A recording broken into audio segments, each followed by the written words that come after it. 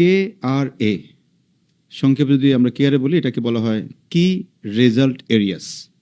7টা বিষয় উনি এখানে ফোকাস করেছিলেন। যদি কোনো মানুষ এই 7টা বিষয়কে নিয়ে ইন্ডিভিজুয়ালি কাজ করে এবং সে এটা নিয়ে আগাতে চায়, তখন সে সেলসটাকে খুব ভালো করতে পারে। ওকে, তার মধ্যে নাম্বার 1 ছিল প্রসপেক্টিং। লাইক আমি প্রোডাক্টটা যার কাছে বিক্রি করতে চাই, আসলে প্রসপেক্ট, যে কাস্টমার সেগমেন্টেশন কথাটা বারবার আসে, টার্গেটিং কথাটা চলে আসে, রাইট? প্রসপেক্টের সঙ্গে খুব ওতপ্রোতভাবে জড়িত। দেন বিল্ডিং র্যাপোর্ট।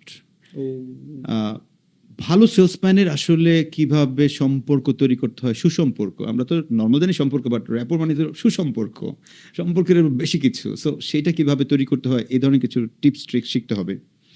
নাম্বার 3 হচ্ছে যে তার প্রেজেন্টেশন। লাইক সে যখন প্রেজেন্টেশন দিবে, সো প্রেজেন্টেশনের তো অনেকগুলো ফ্যাক্টর আছে। লাইক আমি আপনার সামনে যেই ভ্যালুটা তুলে ধরবো বা প্রপোজিশনটা তুলে ধরবো, আমি নাফিসের সামনে হয়তো সেটা তুলে ধরবো না।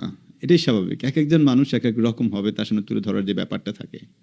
দেন চলে আসে যে অনেক ধরনের অবজেকশন আসে। সো এই অবজেকশনগুলো কীভাবে আনসার করতে হয়, এটা জানার খুব জরুরি। লাইক আমরা মোস্ট অফ দ্য পিপল যেটা করি, যে কোনো একটা প্রোডাক্টের কেউ কমপ্লেইন দিয়েছে অথবা কোনো একটা বিষয় তুলে ধরেছে প্রবলেম, আমি না ফুল ডিফেন্ডিং মুডে গিয়ে ওনাকে বলি যে ভাই আমার প্রোডাক্ট এরকম না, আমি এত বেশি ভালো। গবেষণা দেখা যায় মানুষ যদি শুধুমাত্র অ্যাগ্রি করে যে আমি আসলে ভাই যেটা আপনি বলছেন আসলে সঠিক, এইটুকু কথা বললে সামনের মানুষটার নাকি ব্রেন 60% মতো ওপেন হয় এই মানুষের কথা শোনার জন্য।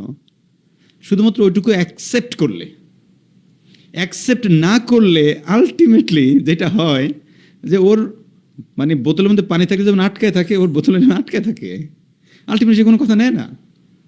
সো এই যে অবজেকশন হ্যান্ডলিং করার জন্য এই বিষয়টা জানা খুব জরুরি। দেন ক্লোজিং করা মানে হচ্ছে যে আপনি একটা কমিটমেন্টে যেতে হবে। আপনি হয় এখন নেবেন, নাহলে পরে নেবেন, নাহলে আমি ফার্দার একটা ফলো আপে যাবো, এরকম কোনো একটা ব্যাপার।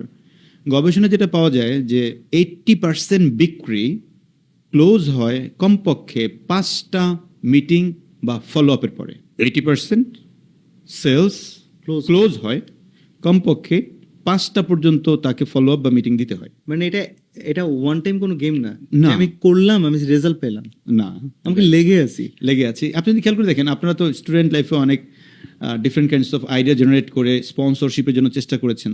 ধুম করে কিন্তু হয়ে যায় না, কেউ টাচ করে রাজি হয়ে যায় না। আপনি তাকে হয়তো ফলো আপ করতে হয়েছে 1বার 2বার 3বার 4বার, দেন এরকমভাবে রাজি হয়। কোন কোন ক্ষেত্রে দেখা যায় 13 বার পর্যন্ত করতে হয়। রাইট? সো এটা খুবই জরুরি। এবং ফাইনালি যেটা খুব বেশি জরুরি সেটা হচ্ছে আপনি যার কাছে বিক্রি করলেন তার কাছে আবার পুনরায় বিক্রি করার জন্য আপনার সেই কিছু টেকনিক অবলম্বন করা।